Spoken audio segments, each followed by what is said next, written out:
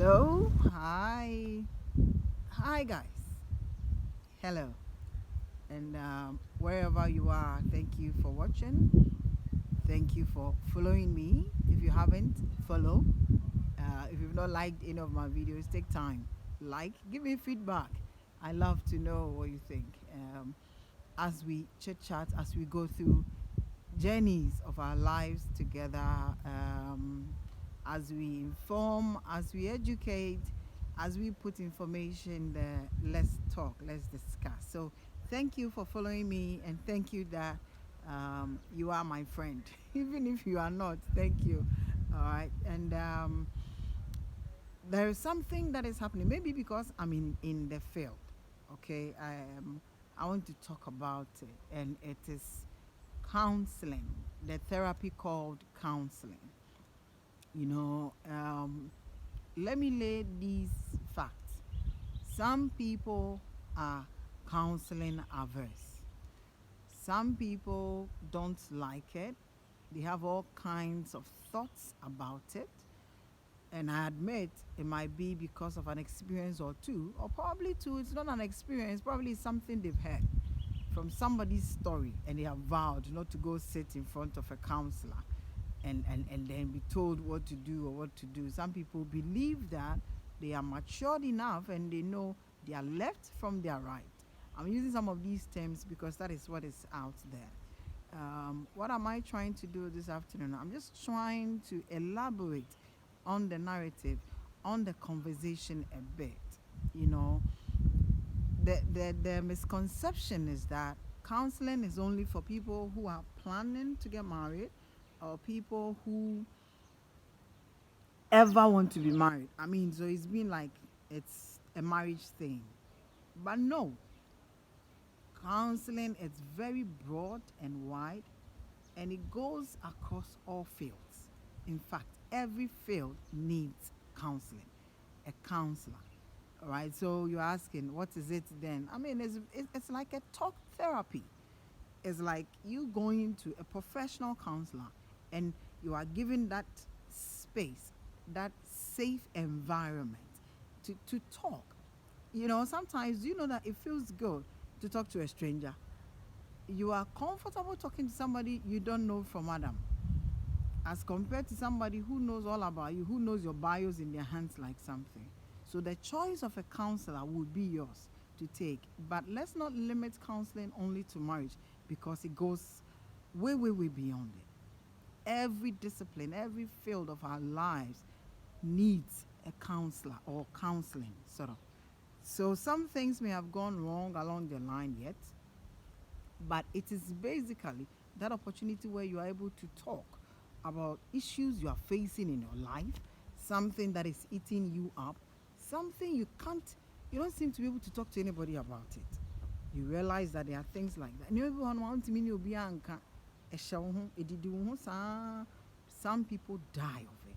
The counseling is basically to allow you that safeness to be able to say that. And it is non judgmental. In fact, it is supposed to be non judgmental. So the counselor is able to give you that environment for you to speak, to talk, to vent out. And you see, the more you vent, the calmer you become. Some are very aggressive situations. And just being in your home, just being in your house, just bottling them up, you go crazy. I mean, you would worry. It will break you down mentally. All right, so it is supposed to provide us tools. In fact, sometimes too, it gives information. Do you know that when you are before a counselor, you are able to see angles of issues affecting you? You are able to see these angles. I mean, but a professional counselor will help you be able to see these angles. And the more you see these angles, you are able to appreciate the magnitude of the case or the problem or the issue. And sometimes help you to change from a self-defeating behavior. At the end, you know it is not good. But the counselor will bring you to the point where you will be able to effect change from that thing. Now, why people are averse, but let me also say that not everybody will benefit from counseling. Not everybody will benefit from counseling. Some people, you take them through all the tools, it will not be beneficial to them. So you leave them alone. But for people who subject themselves to it, there are benefits. Let's not just rule it out. What has been happening is breach of confidentiality. And these are some of the ethics that, as counselors, we break all the time. Some break all the time, unfortunately. And that is why people have come to that point where they are so counseling averse. They can't take it because some counselors, some therapists have taken their issues and the next minute they've heard it elsewhere. They didn't expect to hear it or they didn't want it to go. And for that breach of confidentiality, people's trust in counselors are broken. Let me assure you, there are great counselors out there, professional counselors. You only need to ask, and you'll be given the opportunity. To be taken through this awesome process, and you would get, that help that you need. For some people, it is anxiety, from depression, from whatever. Some people are able to come through and appreciate their situations, accept themselves better after counseling sessions. Some people become, they tend to love themselves more. Somebody who probably was thinking of killing themselves after going through sessions of counseling with professionals, you realize that they feel okay.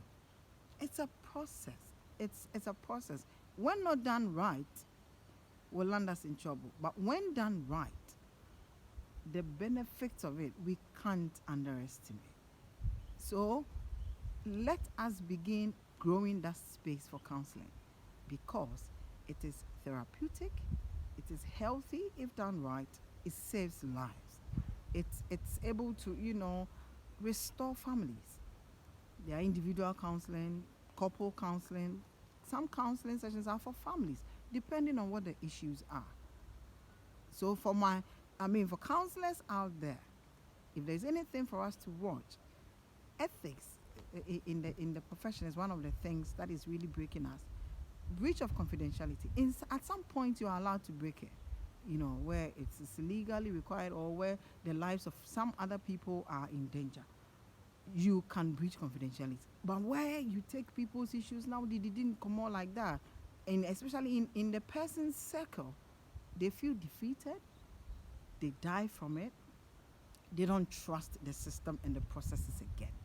So maybe it is something that we are encouraging people to do often, but let's also watch it ethically. If there are things we are not doing right, let's try to amend. All right. Another thing that is so important to me in counseling is post-marriage counseling. Oftentimes people marry and that's it. There's nothing again that they benefit or enjoy.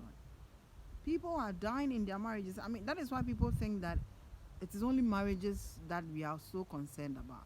When you're going to marry, the church is interested in coming for counseling, who your counselor should be, and all that.